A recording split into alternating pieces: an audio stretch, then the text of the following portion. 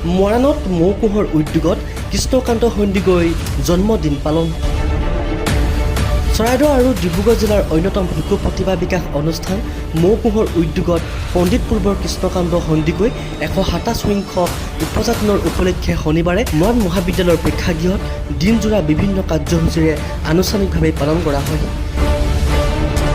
উক্ত অনুষ্ঠানৰ লগত সংগতি ৰাখি বক্তৃতা আৰু ছাত্ৰ ছাত্ৰীসকলৰ মাজত চিত্ৰাংকন প্ৰতিযোগিতা আয়োজন কৰা হয়।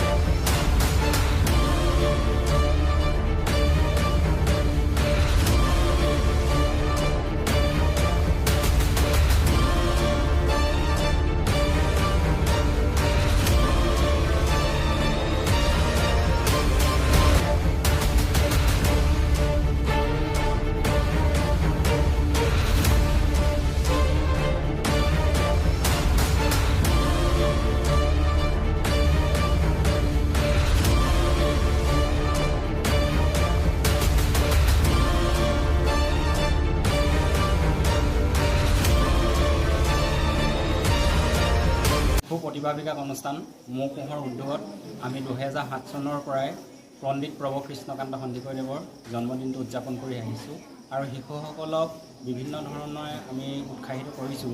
ইয়াত আমি ছবি অঁকাৰ প্ৰতিযোগিতা আমি প্ৰতি বছৰে অনুষ্ঠিত কৰোঁ আৰু বক্তৃতা অনুষ্ঠান অনুষ্ঠিত কৰোঁ আৰু এটা বিচিত্ৰ অনুষ্ঠানো ৰাখোঁ তেওঁলোকৰ প্ৰতিভা বিকাশৰ কাৰণে। আৰু আমি বিভিন্ন সময়ত বিভিন্ন ধৰণৰ আমি পদক্ষেপ লৈ আহিছোঁ মৌকুঁহে। বিশেষকৈ অসম ভিত্তিত আমি সাধুকথা দিৱসটো উদযাপন কৰোঁ ২৬ মাৰ্চত আৰু শিশুসকলৰ বাবে আমি পুৰণি গীতৰো আমি অনুষ্ঠান এটা কৰোঁ বিভিন্ন সময়ত আৰু অন্যান্য ধৰণৰ বিচিত্ৰ আমি অনুষ্ঠান কৰোঁ, কুইজ পাতোঁ আৰু সাহিত্যৰ বিভিন্ন ধৰণৰ কৰ্মশালা অনুষ্ঠিত কৰোঁ। এনেধৰণে আমি ছাত্ৰ ছাত্ৰীসকলক উৎসাহিত কৰি আগুৱাই নি আছোঁ আৰু ইয়াৰ উদ্দেশ্যে আজি বিশেষকৈ আমি পণ্ডিত প্ৰভু কৃষ্ণকান্ত সন্দিকৈদেৱৰ তেওঁৰ গুণানুকীৰ্তনে আমি ছাত্ৰ ছাত্ৰীসকলক উৎসাহিত কৰিবৰ কাৰণে আজিৰ দিনটো আমি উদযাপন কৰিছোঁ।